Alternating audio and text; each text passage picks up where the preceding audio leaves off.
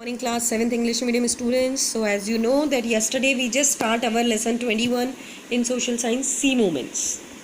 Okay, and I told you that sea movements are the movements which are happen in the water bodies or the seas. Okay, the movements on the surface of the water bodies is known as the sea movements. The movements on the surface of the sea is known as sea movement, and these types of movements are total of 3 types. Okay, waves, currents and tides. And yesterday we just discussed about the waves. As you see in this diagram, that sea waves are crest and trench. So trench are the waves which are simply in the down form, and the crest are the upper form or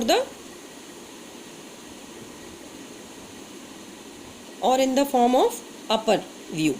Okay, so as you see that the water on the surface of the sea moves ups and downs. Okay, जो water है सी का वो ups and downs में move करता है. जब वो up में जाता है तो वो क्रेस्ट कहलाता है, जब वो डाउन आ रहा है तो वो ट्रेच है. These are the 2 types of waves. ये वेव्स के ही प्रकार हैं. ऊपर जाती हुई वेव क्रेस्ट है और नीचे जाती हुई वेव जो है वो ट्रेच है. Okay, so here you see the waves, and the reason of these waves are just for the wind blowing over the sea and causes of these waves. Okay, the water moves ups and downs, and this movement due to wind happen due to wind की वजह से ये movement होता है कि waves जो है वो पानी जो है वो ऊपर जाता है और नीचे आता है, और ये ऊपर और नीचे जाता है तो ये लहरों का निर्माण करता है, और ये ऊपर जाने का जो movement है इसे ही हम waves कहते हैं. Got it? Now today we discuss about the next type of movement or the another type of movement of sea water, which is known as currents. Okay, so big streams of water flowing regularly, constantly and in a definite directions. जो water flow है हमारा streams का, बड़ी बड़ी झीलों का, वो एक regular form में एक definite direction में constantly बहता रहता है. Okay, और जो subsurface of the oceans are called currents. Surface और सब सरफेस जो होती हैं ओशियंस की वो होती हैं करेंट्स.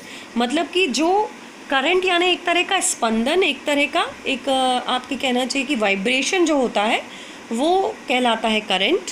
और जो कंटिन्यूसली जो बिग स्ट्रीम्स में वाटर जिस कंसिस्टेंसी से और जिस रेगुलर फॉर्म में वो फ्लो होता है, डेफिनेट डायरेक्शन में वो फ्लो होता है सरफेस पे और सब सरफेस पे, उसे हम करंट कहते हैं. Got it? And they are most powerful of all the sea movements. ये जो होते हैं ये सबसे ज़्यादा पावरफुल होते हैं of all the sea movements में. और इस तरह का जो वाटर मूवमेंट होता है वो वाटर फ्लोज होता रहता है 1000 ऑफ किलोमीटर्स तक. Got it? 1000 ऑफ किलोमीटर्स तक ये वाटर जो है वो फ्लो होता रहता है. Now it's depending upon their temperature. The currents are of 2 types. Depending upon temperature the currents are of 2 types. 2 types के टेम्परेचर्स के अकॉर्डिंग या डिपेंड ऑन टेम्परेचर करेंट्स जो हैं वो 2 टाइप्स होते हैं. First one is the warm current and second one is the cold current. So warm current क्या है? The warm current flow from low latitude towards high latitudes. Okay, जो कि इक्वेरिटिकल reason से आपके पोल्स की तरफ आती हैं. करेंट्स जो आती हैं वो होती हैं वार्म करेंट्स. ओके, जो कि लो लैटिट्यूड से हाई लैटिट्यूड की तरफ फ्लो होती हैं वो कहलाती हैं warm currents. These warm currents make the surrounding areas warm. As you know that by this name warm current, इनका जो सराउंडिंग एरिया है वो पूरा का पूरा गर्म होता है, क्योंकि ये गर्म स्पंदन की गर्म जो आपकी वाइब्रेशंस होती हैं. ठीक है ना जी, पानी की गर्म वाली वाइब्रेशंस हैं, तो ये वाइब्रेशंस के कारण इनके आसपास का जितना सराउंडिंग एरिया है वो पूरा का पूरा वार्म होता है ना. एग्जाम्पल्स हैं gulf stream current and the Brazil current. जो गल्फ स्ट्रीम की करंट्स हैं, जो गल्फ स्ट्रीम गल्फ की झीलों में स्ट्रीम्स में जो करंट्स होते हैं, या ब्राज़ील की जो करंट्स हैं वो वार्म करंट्स होते हैं. Okay, now next is cold currents. तो what are cold currents? So the cold currents flow from high latitudes to low latitudes. मतलब पोल्स से जो कि आपके इक्वेटिकल रीजन में जाते हैं, वो होते हैं cold currents. Just opposite from warm currents, they are going up or flowing up from the high to low latitudes, and these currents making the climate of the nearby area cold.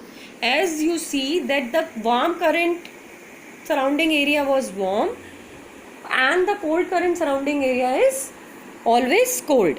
Okay, like the Labrador current and Canary current, दो currents हैं जो कि cold currents हैं. Got it. So the warm currents are the flow from low latitudes to high latitudes and the cold currents are flow from the high latitudes to low latitudes. Got it. Now reason for origin of currents. What are the main reasons for origin of these currents. इन currents के ओरिजिन के, इन currents के उत्पन्न होने के main क्या कारण हैं.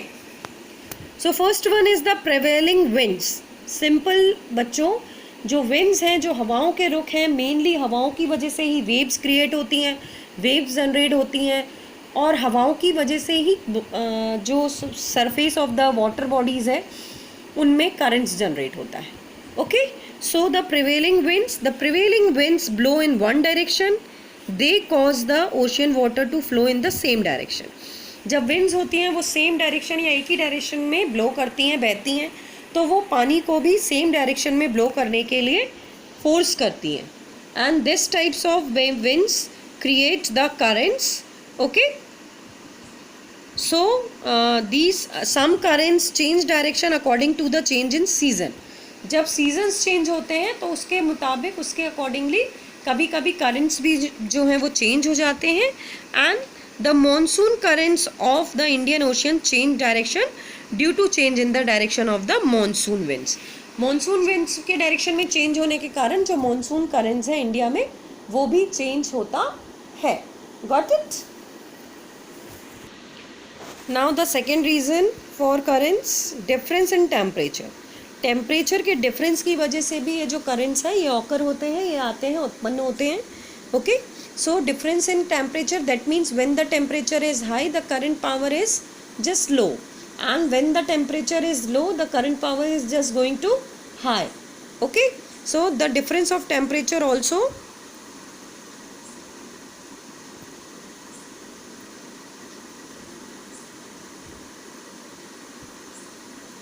depend on the current of the rivers or streams are also depend in the temperature. Now the rotation of earth is also the reason for the origin of currents. So the earth rotates on its axis from west to east. अर्थ जो rotate होती है वो waste से east की ओर rotate होती है. Okay, and which is the currents in the northern hemisphere. और इसकी वजह से नॉर्थन हेमिस्फीयर पर करेंट्स जनरेट होते हैं. Then land mass also comes in the way of flowing currents and salinity of sea water. Salinity of sea water is also a reason for the origin of currents. Okay, so low density water जो होता है वो different current create करता है और high density water जो है वो different current create करता है. Now effects of ocean currents. So effects of ocean current. So क्या इफेक्ट होता है ओशियन करेंट्स का. The currents effect the climate, transport, fishing, industry and rainfall. Currents जो है वो सभी पर इफेक्ट करता है. ठीक है. Ocean currents exert influence on the climate of the coastal regions. Warm current raise the temperature while the cold currents lower in the temperature. Okay, so ये जो करेंट्स हैं ये तुम्हारे इफेक्ट करते हैं. ओशन के ये जितने भी करेंट्स हैं. Fogs are produced where cold and warm currents meet together. Fogs generate होते हैं. फिर due to the warm currents harbours at higher latitudes remain open throughout the year. Harbours जो हैं वो throughout the year remain होते रहते हैं. And the warm winds flowing over warm currents and they absorb a lot of moisture. Okay, ये lot of moistures को absorb करते हैं और जिसका रीज़न होता है heavy rainfall. So these are the main effects on the ocean currents. First one is the effect that the climate और the transport, fishing industry, rainfall सब पे इफ़ेक्ट करता है। उसके बाद विंड्स फ्लो होती हैं तो वो throughout the year flow होने की वजह से वो maximum part of the moisturiser को गेन करती हैं एंड इसकी वजह से हैवी रेनफॉल की कंडीशंस जनरेट होती हैं। Okay students, so as you know, just today we just discuss about the currents, the next movement of our sea movement.